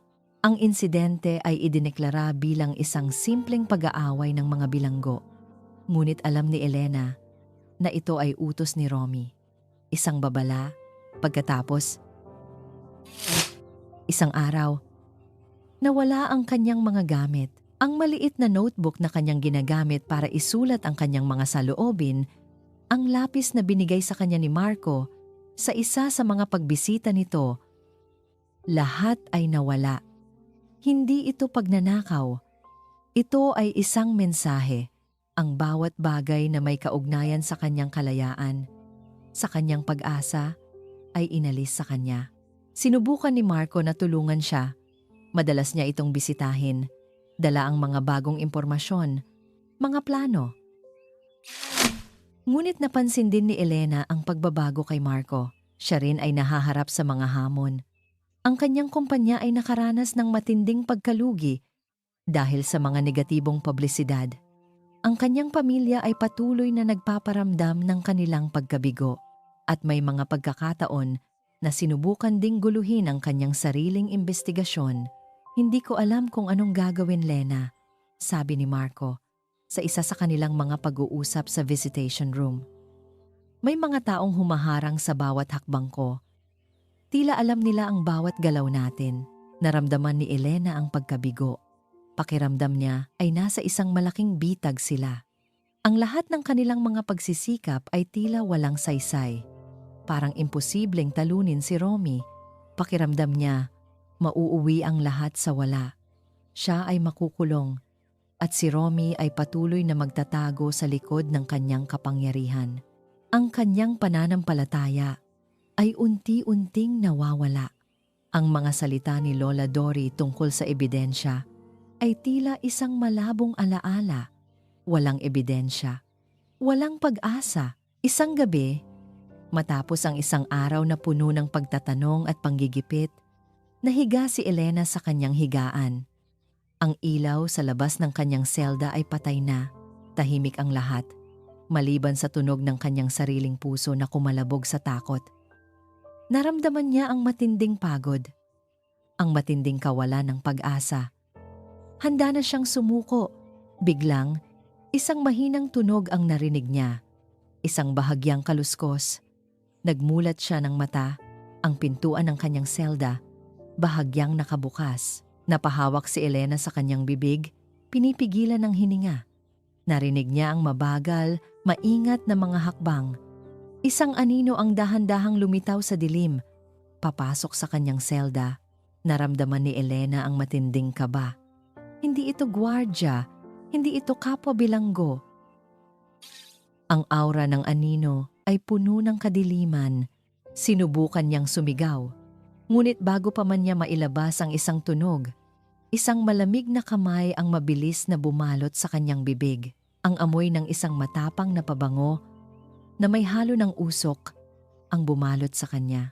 Hindi ka makakalabas ng buhay. Bulong ng boses. Malalim at puno ng banta, halos marinig niya ang ngiti sa kanyang labi. Ang boses na iyon ang boses ni Romy o ng isa sa kanyang mga tauhan. Hindi na mahalaga. Ang mensahe ay malinaw at naramdaman ni Elena ang matinding lamig. Ito na ang katapusan. Ang mga salita ni Elena sa huli nilang pag-uusap ay umalingaw-ngaw sa isip ni Marco. Ang takot sa kanyang tinig nang banggitin niya ang pagbabanta ni Romy. Ang anino sa van, malinaw na. Hindi na ito simpleng gipitan. Nag-escalate na ang sitwasyon.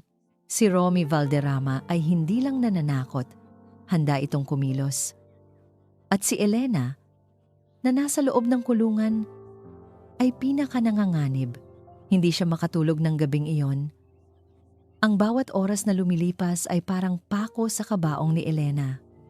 Kinabukasan, maaga pa, nagmamadali siyang pumunta sa simbahan upang kausapin si Padre Ed at Lola Dory. Nakatayo si Padre Ed sa harap ng altar, nagdarasal. Si Lola Dory naman ay nakaupo sa isang bangko, nakayuko. Ang kanyang mukha ay puno ng pag-aalala. Padre Ed, Lola Dory, sabi ni Marco, ang kanyang tinig ay may pagmamadali. Kailangan po nating kumilos ngayon. Nagbabanta na si Romy Valderrama kay Elena. Sinusubukan niya siyang patahimikin. Nang tuluyan, nag-angat ng tingin si Padre Ed. Ang kanyang mga mata ay nagpapakita ng kalungkutan. Nabalitaan ko, may mga balita sa media na sumisira kay Elena. Kailangan po nating gumawa ng paraan para makalaya si Elena at para ibunyag ang lahat ng kasamaan ni Romy. Giit ni Marco. Ang kanyang mga kamao ay nakakuyom. Pero paano?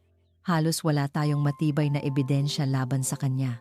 Ang diary ni Paula, hindi sapat para ibasura ang kaso ni Elena at kasuhan si Romy sa pagpatay.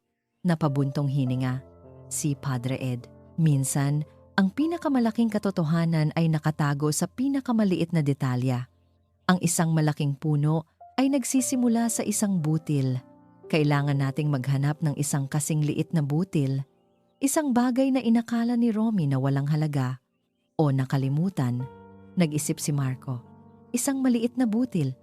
Ano kaya iyon? Alam ko! Biglang sabi ni Lola Dory, ang kanyang mga mata ay nanlaki. Mayroong isang bagay. Isang bagay na ibinigay sa akin ni Paula bago siya nawala. Hindi ko iyon binigyan ng pansin noon dahil sa sakit. Pero ngayon ko naiintindihan. Nagsimulang maglakad si Lola Dory palabas ng simbahan patungo sa kanyang tahanan. Sumunod si Marco at Padre Ed. Ang kanilang mga puso ay puno ng pag-asa. Pagdating sa bahay ni Lola Dory, pumasok siya sa kanyang silid at lumabas na may hawak na isang lumang kahon. Maingat niyang binuksan iyon at sa loob ay isang kupas na rosaryo. Ito, sabi ni Lola Dory, ibinigay ang rosaryo kay Marco. Ito ang rosaryo na palaging dala-dala ni Paula. Ibinigay niya ito sa akin isang linggo, bago ang aksidente. Sabi niya, Lola, ingatan niyo po ito. May itinatago po ako rito. Kung sakaling may mangyari sa akin, Alam niyo po ang dapat gawin. Kinuha ni Marco ang rosaryo. Lumang-luma na ito. Ang mga butil ay halos kumupas na. Maingat niyang pinisil ang krus at naramdaman niya ang isang bahagyang butas sa likod nito. Bahagya niyang binuksan ang maliit na takip. Sa loob, may isang piraso ng papel na nakatiklop ng napakaliit. Binuksan niya ang papel. Nakasulat doon ang isang pangalan, Attorney Reyes. At sa ilalim nito, isang address at numero ng telepono. Sa likod, may isang code, Operation Valderrama, at isang maikling mensahe. Mayroon akong recording. Nasa bank vault. Kausapin mo siya. Nanlaki ang mga mata ni Marco. Isang recording! Ito ang pinakamalakas na ebidensya. Sino pa si Ate Reyes? Lola Dory? Tanong ni Marco. Ang kanyang tinig ay nanginginig sa excitement. Si Attorney Reyes? Siya ang pinsan ko. Sagot ni Lola Dory. Isang abogado. Matagal na kaming hindi nag-uusap, pero kilala ko siya. Matuwid siyang tao. Ito na po ang kailangan natin, sabi ni Marco. Ibinigay ang rosaryo at ang papel kay Padre Ed. Recording. Isang recording ni Romy. Ito ang magpapalaya kay Elena at magpapakulong kay Romy. Agad na kinontak ni Padre Ed si Attorney Reyes. Ipinaliwanag niya ang sitwasyon at matapos ang ilang pag-aalinlangan, pumayag si Attorney Reyes na tumulong. Nagkita sila at doon nabunyag ang lahat. Si Paula ay nagkaroon ng sapat na pagdududa sa kanyang buhay, kaya nag-record siya ng mga pagbabanta ni Romy at inilagay ang recording sa isang bank vault. Ipinagkatiwala ang susi at ang abogadong magpoprotekta sa kanya kung sakaling may mangyari.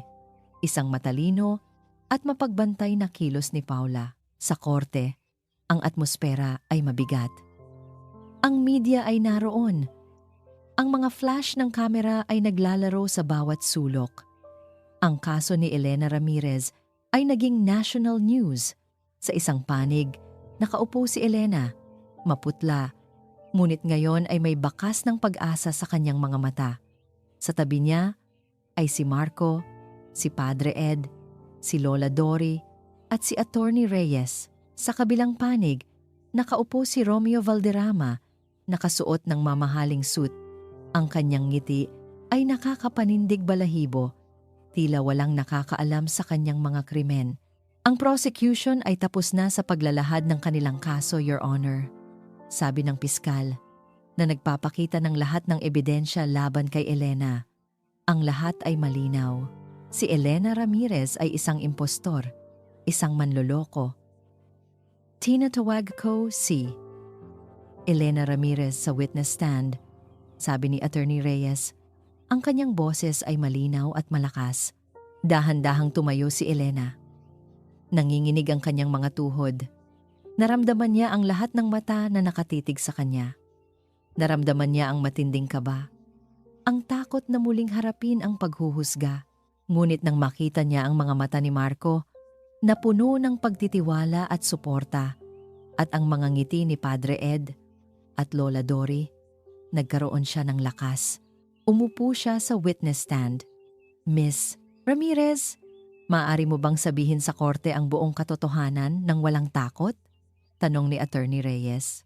Kumuha ng malalim na hininga si Elena at nagsimula siyang magkwento mula sa simula kung paano siya pinilit ni Romy, kung paano niya ginamit ang kanyang kapatid, kung paano niya pinagbantaan ang kanyang buhay. Ang bawat salita ay lumabas ng may sakit at bighati, ngunit may matinding katapatan. Pinilit niya po akong magpanggap na si Paula del Rosario, sabi ni Elena. Ang kanyang boses ay nanginginig. Sinabi niya po na papatayin niya ang kapatid ko kung hindi ako susunod. At sinabi rin po niya na siya ang pumatay kay Paula. Hindi aksidente ang pagkamatay ni Paula. Biglang nagkaroon ng bulungan sa loob ng korte. Nagulat ang lahat. Bakit mo nasabi iyan, Miss Ramirez? Tanong ng piskal na tila hindi makapaniwala. Dahil po, nirecord ko po ang kanyang pag-amin, sabi ni Elena. Ang kanyang tinig ay tumapang. Nirecord ko po siya habang binabantaan niya ako at inamin ang kanyang mga krimen. Nang pumasok siya sa selda ko, inakala niyang wala akong magagawa. Pero handa na po ako. Nagulat ang lahat. Lalo na si Romy Valderrama, na biglang nanlaki ang mga mata. Ipinapakita namin sa korte ang ebidensya numero 1, sabi ni Attorney Reyes, habang ibinibigay ang isang maliit na recording device at isang kopya ng transcription. Ito po ang recording ng pag-amin ni Mr. Romeo Valderrama, kung saan inaamin niya ang pagpatay kay Paula del Rosario at ang pagpilit kay Miss Elena Ramirez. Pinatugtog ang recording. Ang boses ni Romy ay malinaw, nagbabanta, at inamin niya ang lahat. Ang lahat ng tao sa korte ay napahinga ng malalim. Ang kasinungalingan ay nabasag. Pagkatapos ng recording, tumayo si Marco. Your Honor, sabi niya. Ang kanyang tinig ay malakas at malinaw. Mayroon din po akong ebidensya. Ito po ang diary ni Paula del Rosario, kung saan nakasulat ang kanyang takot at ang mga pagbabanta ni Mr. Romeo Valderrama. Bago siya nawala, ipinakita rin niya ang mga testimonya ni Mang Tonyo at Ate Marisa. Tumayo rin si Padre Ed. Your Honor, bilang pastol ng komunidad, nakita ko po ang takot sa mga mata ni Elena at ako po ang nakatanggap ng tawag mula kay Mr. Valderrama mismo, na gumagamit ng pekeng pangalan para lokohin kami at manira kay Elena.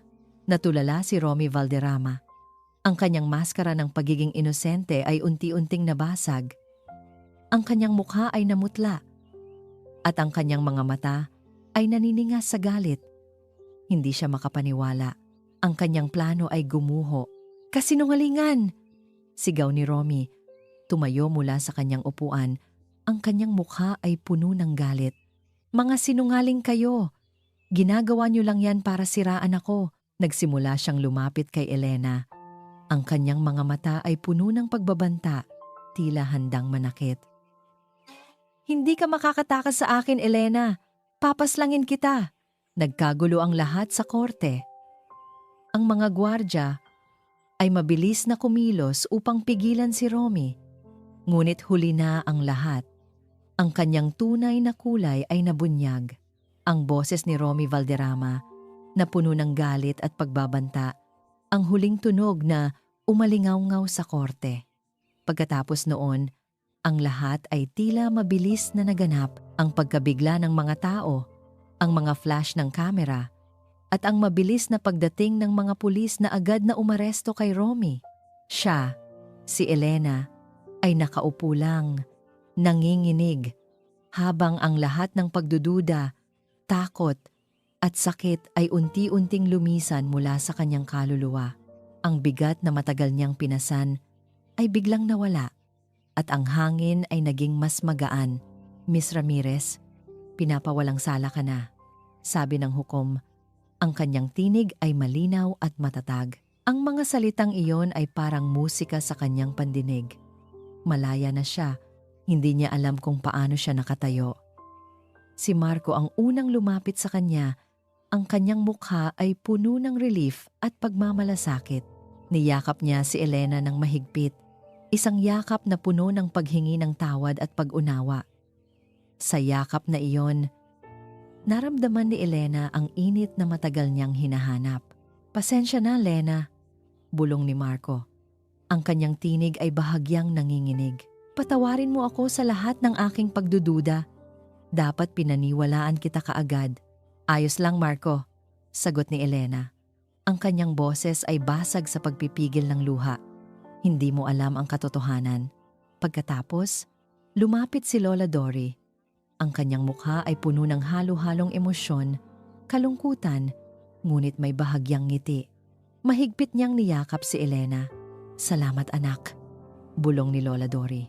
Salamat sa paglabas ng katotohanan. Alam kong mahirap. Ang apo ko, masaya siguro siya ngayon na nabunyag ang lahat. Naramdaman ni Elena ang pag-agos ng luha. Luha ng kalungkutan para kay Paula at luha ng ginhawa para sa kanyang sarili. Lola Dory, pasensya na po sa lahat ng panlilinlang ko. Hindi mo kasalanan, anak, sagot ni Lola Dory. Hinimas ang kanyang buhok. Alam kong biktima ka rin. Naway patawarin ka ng Diyos at naway makahanap ka ng kapayapaan. Lumabas sila sa korte at ang lahat ay nagbago. Ang mga flash ng kamera ay hindi na para sa paghuhusga.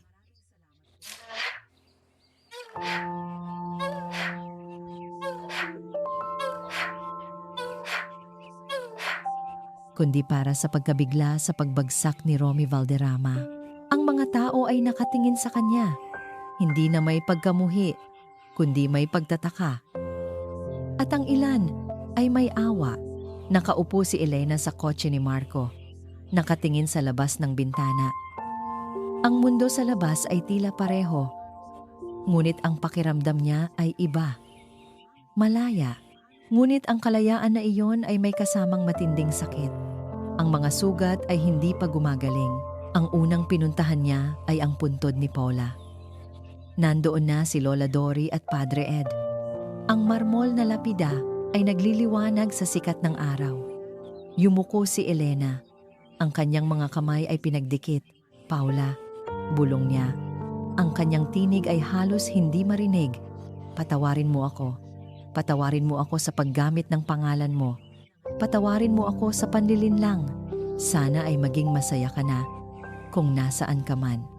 At salamat. Salamat sa pagbibigay sa akin ng lakas na ito. Kahit sa huli, lumapit si Lola Dory at inakbayan siya. Alam kong naiintindihan ka ni Paula, Elena. Sabi niya. Nakita ko sa kanya ang isang mabuting puso. Sa kabila ng lahat, magpagaling ka. At tandaan mo, may pamilya ka na ngayon. Pagkatapos ng pagbisita sa sementeryo, dinala siya ni Marco sa isang maliit na bahay, malayo sa sentro ng bayan. Isang simpleng bahay, ngunit malinis at komportable. Dito ka muna titira, Lena, sabi ni Marco. Sa mga sumunod na araw at linggo, naging mahirap ang paggaling. Ang mga bangungot ay bumabalik sa kanyang isip. Ang boses ni Romy, ang takot na naranasan niya. Ngunit si Marco ay laging nandoon. Hindi niya pinipilit si Elena na magsalita. Basta nandoon lang siya. Nagbibigay ng suporta, nagluluto ng pagkain, nagbabasa ng libro, o simpleng nakaupo lang sa tabi niya. Isang gabi, habang nakaupo sila sa beranda, nakatingin sa mga bituin, nagtanong si Marco. Napabuntong hininga si Elena. Mahirap, Marco. Ang daming tanong sa isip ko. Ang daming sakit. Pero mas magaan na. Tumingin siya kay Marco. Salamat, Marco.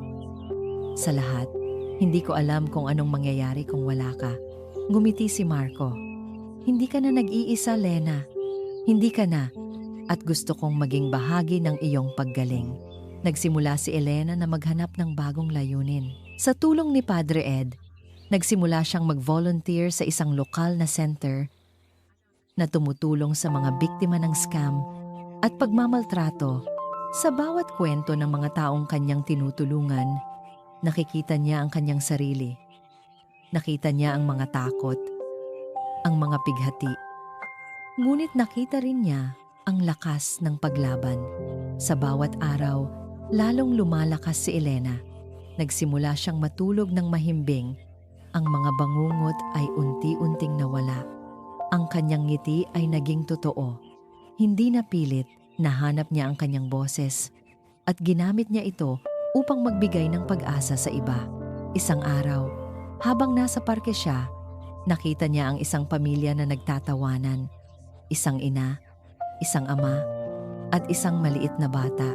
Naramdaman niya ang isang kurot ng pangungulila, ngunit kasabay nito ay isang kapayapaan. Alam niyang mayroon din siyang pamilya ngayon. Si Marco, si Lola Dory, si Padre Ed, ang mga taong nagtiwala sa kanya. Naglakad siya sa dalampasigan ng San Isidro. Ang buhangin ay malambot sa kanyang mga paa at ang tunog ng alon ay nagbibigay ng kapayapaan. May humawak sa kanyang kamay. Si Marco. Ang ganda ng tanawin, Lena, sabi ni Marco. Ang kanyang tinig ay puno ng pagmamahal.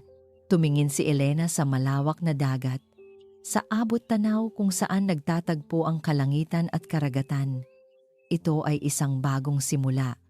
Isang malinis na simula. Oo, Marco, sagot ni Elena. Ang kanyang ngiti ay totoo.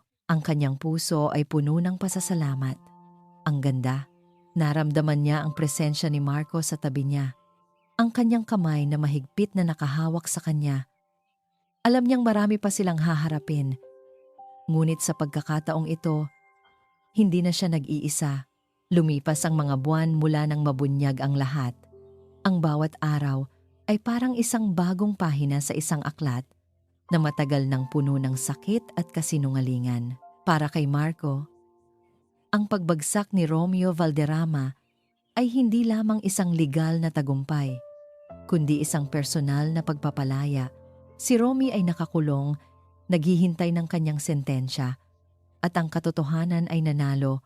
Ngunit ang pinakamahalaga para kay Marco ay ang unti-unting paghilom ng mga sugat, hindi lamang sa kanyang sarili, kundi sa puso ni Elena. Si Elena, ang babaeng minsan niyang kinamuhian at pagkatapos ay kinaawaan, ay ngayon ang sentro ng kanyang mundo. Nakita niya ang bawat hakbang ng kanyang paggaling, mula sa mga bangungot na bumabagabag sa kanya sa gabi, hanggang sa paghahanap niya ng bagong layunin sa buhay. Hindi na siya ang takot na Elena na nakulong sa kasinungalingan. Siya na ngayon ang matapang, mapagmahal, at totoong Elena Ramirez. Nagpapatuloy si Marco sa kanyang trabaho. Ang kanyang kumpanya ay unti-unting bumabawi mula sa mga pinsalang idinulot ng eskandalo. Ngunit hindi na siya ang dating Marco, na abala sa pagpapayaman. Ang kanyang pananaw sa buhay ay nagbago. Naging mas mapagbigay siya, mas mapagkumbaba, at mas nauunawaan ang halaga ng katotohanan at integridad. Ang pag-ibig, para sa kanya, ay hindi na lamang tungkol sa perpektong imahe. Ito ay tungkol sa pagtanggap ng bawat kapintasan, pagpapatawad, at paglago ng magkasama. Si Elena naman ay nahanap ang kanyang calling. Naging aktibo siya sa isang community center sa San Isidro na tumutulong sa mga biktima ng panlilinlang at karahasan. Ang kanyang sariling karanasan ay naging inspirasyon para sa marami. Nagbibigay siya ng mga lecture, nakikinig sa mga kwento ng iba, at nagbibigay ng suporta. Ang bawat ngiti ng taong kanyang natutulungan ay nagbibigay ng kapayapaan sa kanyang sarili. Niyakap niya ang kanyang nakaraan, hindi bilang isang kahihiyan, kundi bilang isang aral at isang instrumento upang tulungan ng iba. Isang araw, dinala ni Marco si Elena sa isang paborito niyang lugar. Isang liblib na dalampasigan sa gilid ng San Isidro, kung saan ang mga alon ay malambing na humahaplos sa buhangin. Nakaupo sila sa isang kumot, nakatingin sa papalubog na araw. Ang kalangitan ay nagkulay kahel, rosas, at lila, isang perpektong canvas ng kalikasan. Alam mo, Lena, sabi ni Marco, ang kanyang tinig ay malambing. Dito ako madalas pumupunta kapag may problema ako. Dito ako nag-iisip. Ngumiti si Elena. Ngayon, hindi ka na nag-iisa sa pag-iisip mo, Marco. Naramdaman ni Marco ang matinding pagmamahal na lumukob sa kanya. Ang pagmamahal na ito ay iba. Mas malalim. Mas totoo. Hindi ito batay sa ilusyon o sa perpektong pagpapanggap. Ito ay batay sa katotohanan, sa sakit na kanilang pinagdaanan, at sa pag-asa na kanilang ibinabahagi. Lena, sabi ni Marco, dahan-dahang lumuhod sa harap niya, inilabas niya ang isang maliit na kahon. Hindi ito mayaman o bongga. Ito ay simple, tulad ng kanilang pag-ibig. Alam kong marami na tayong pinagdaanan, maraming kasinungalingan, maraming sakit. Pero ang lahat ng iyon ay nagdala sa atin dito. Nagturo sa atin ng tunay na kahulugan ng tiwala, ng pagpapatawad, at ng pag-ibig. Ang mga mata ni Elena ay nagpatak ng luha, ngunit ang mga luha ay puno ng kagalakan. Hindi ko nahihilingin na kalimutan mo ang nakaraan mo. Ang nakaraan mo ang bumuo sa iyo, Lena. At mahal ko ang lahat ng bahagi mo. Mahal ko ang lakas mo. Mahal ko ang puso mo. Mahal ko ang bawat detalye ng kung sino ka. Patuloy ni Marco. Ang kanyang boses ay nanginginig. Handa ka na ba, Lena, na magsimula ng isang bagong kabanata sa ating buhay? Isang kabanata na puno ng katotohanan, pag-ibig, at pagpapatawad. Pakakasalan mo ba ako? Hindi nakasagot si Elena. Tumango lang siya habang ang kanyang mga luha ay patuloy na dumadaloy. Oo, Marco, oo! Niyakap siya ni Marco ng mahigpit. Ang kanyang puso ay puno ng kaligayahan sa sandaling iyon. Ang lahat ng sakit ng nakaraan ay tila naglaho. Sa simbahan ng San Isidro, makalipas ang 1 taon, ang mga kampana ay muling tumunog. Ngunit sa pagkakataong ito, ang tunog ay puno ng purong kagalakan. Ito ay ang kasal ni na Marco Suarez at Elena Ramirez. Walang pagtatago, walang panlilinlang. Ang simbahan ay puno ng mga mahal sa buhay na nagmamahal at nagtitiwala sa kanila. Nakaupo si Lola Dory sa unang hilera. Ang kanyang mga mata ay puno ng kagalakan at pagmamalaki. Sa tabi niya ay si Padre Ed, na nakangiti. Ang kanyang mukha ay puno ng kapayapaan. Ang ganda ni Elena, di ba, Padre? Bulong ni Lola Dory. Ang kanyang boses ay nanginginig sa kagalakan. Ang ganda ng ngiti niya. Totoong-totoo na. Oo, Lola Dory. Sagot ni Padre Ed. Ang katotohanan ay laging nagtatagumpay. At ang pag-ibig, kapag totoo, ay may kapangyarihang magpagaling ng lahat ng sugat. Sa altar, nakatayo si Marco at Elena. Hindi sila ang perpektong magkasintahan sa isang kwento ng engkanto. Sila ay 2 tao na nagkaroon ng malalim na sugat, ngunit natagpuan ang isa't isa sa gitna ng kadiliman. Ang kanilang pag-ibig ay hindi binuo sa kasinungalingan, kundi sa pag-unawa, sa pagpapatawad, at sa katotohanan. Pagkatapos ng seremonya, naglakad sila sa labas ng simbahan. Ang mga bisita ay nagpalakpakan at naghagis ng mga bulaklak. Hinawakan ni Marco ang kamay ni Elena. Ang kanyang kamay ay mainit. Ang kanyang presensya ay nagbibigay ng kapayapaan. Tumingin si Elena kay Marco. Ang kanyang mga mata ay nagniningning sa pag-ibig. Wala na ang takot. Wala na ang anino ng nakaraan. Tanging pag-asa at pagmamahal na lang. Naglakad sila patungo sa bukas na kalsada, patungo sa isang kinabukasan na hindi nila alam. Ngunit alam nilang haharapin nila ng magkasama. At sa bawat bukang liwayway, isang bagong pahina ng kanilang kwento ang nagsisimula, pinatibay ng katotohanan at pag-ibig. At dito nagtatapos ang kwento ni na Marco at Elena. Isang paglalakbay na sinubok ng kasinungalingan, ngunit pinagtibay ng pag-ibig at katotohanan. Sa lahat ng aming minamahal na tagapakinig, isang taus-pusong pasasalamat po sa inyong lahat sa paglaan ng inyong oras at puso upang samahan kami sa bawat kabanata ng kwentong ito.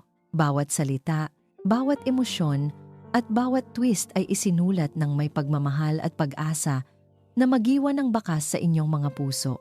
Ang paglalakbay na ito, mula sa mga unang pagdududa ni Padre Ed hanggang sa huling paghilom ni na Marco at Elena, ay hindi lamang isang simpleng naratibo. Ito ay isang paalala na sa gitna ng pinakamadilim na pagsubok, ang pag-ibig ay may kapangyarihang bumuo muli, magpatawad, at magbigay ng panibagong simula. Ang pagsulat ng kwentong ito ay puno ng mga hamon, ngunit sa bawat kabanata, lalo kong naramdaman ang bigat ng pagpapanggap at ang liwanag ng katotohanan. Naway, ang paglalakbay ni na Elena at Marco ay magsilbing patunay na ang sinseridad ang pinakamatibay na pundasyon ng anumang relasyon at ang kakayahang magpatawad ay nagdudulot ng tunay na kalayaan. Tandaan natin na ang pag-asa ay laging nariyan, kahit sa pinakamalalim na hukay ng kawalan ng pag-asa. Maraming salamat po sa pagmamahal at suporta. Kami po ay sabik na malaman ang inyong mga saloobin at damdamin. Ibahagi po ninyo ang inyong mga naiisip at nararamdaman sa kwentong ito. Ang inyong mga komento po ang aming inspirasyon. Lubos na gumagalang, pusong lihim,